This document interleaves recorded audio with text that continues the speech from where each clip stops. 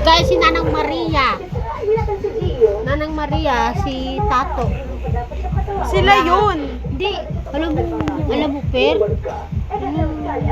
Yung yan si Lula. Si Mami. Tato, nalaseng.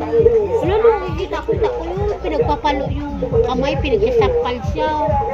Siyempre, matanda yun. Wala na sa isip yun. Isa, lasing siya. Ano yung ginawa ni Ate Jackie mo? Wala siyang pakailang.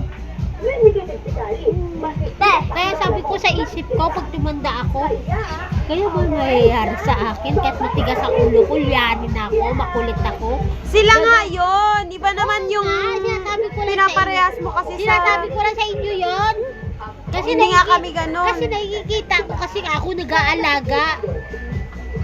Diba si Tato, dapat kahit nakainom siya o ano, dapat huwag yung saktan yung nanay niya. Oh. Sila nga yun. Si mami nga, di ba, may hawak ng kutsilyo, mananaksak nga. Oh. Kawawa ang Si mami nga, di ba, may hawak ng kutsilyo noon. Eh, paano kasi matigas ang ulo? Pero hindi nang gagawin ni Nanang Maria yun. Malamali si Tato. Kasi bunso yun.